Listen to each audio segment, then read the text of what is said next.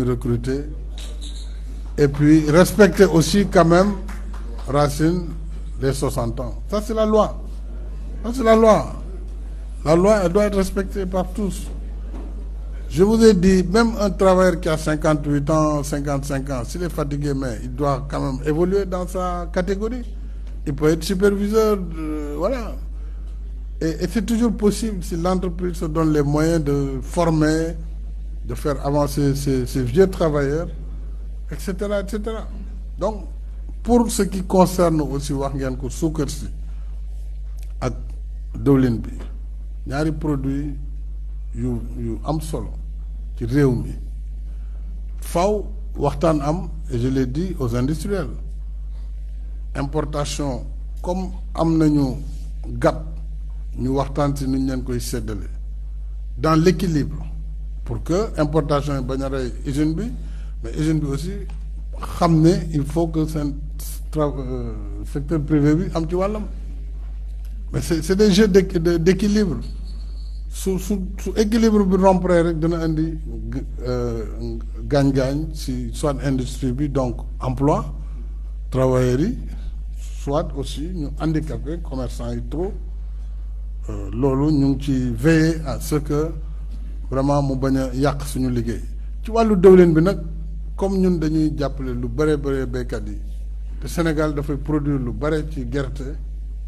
am na nu ñu toppee aussi huile végétale bi dinañu rey suñu filière arachidière te dañu war a nekk aussi des nationalistes jàppalante vous ne pouvez pas avoir plus de 3 millions 4 millions d'agriculteurs yu liggéey état bi di si def subvention yu am solo après on laisse perspective de transformation yëpp ñu yàq ko parce que y a de l'huile qui nous vient de je ne sais où xam ne amul qualité amul dara une question nationale et de préférence nationale yéen a ngi wax de l'entreprise nationale voilà l'occasion où on peut vraiment faire du national jàppale béykat yi jàppale état bi jàppale industrie bi donc ça on va continuer les discussions avec l'UNACOIS par exemple qui nous a beaucoup aidé ci ceeb bi parce que bu duloon ñoom ak importateurs yi xëy na kon tey du ñu toll fii ñu toll ci ceeb ba di am plus de 1 million presque 200 000 tonnes par an sur l'oignon ils accompagnent nangu nañu période bi ñu produire du ñu importer ainsi de suite la pomme de terre loolu mooy les vraies concertations parce que loolu yëpp mooy sàmm suñu koom-koom mooy tax béykat yi nekk ci Waalo wala ci bassin arachidier ci Casamance suñu béyee ñu mën ko jaay donc loolu vraiment je salue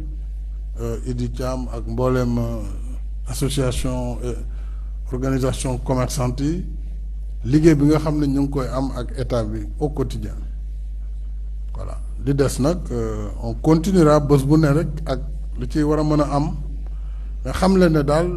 gouvernement bi mu ngi nekk au service des populations au service des travailleurs au service de l'entreprise pour la préservation de l'emploi et que lépp lu ñu deful dafa fekk mënuñu ko waaw mais lépp lu ñu mën incha allah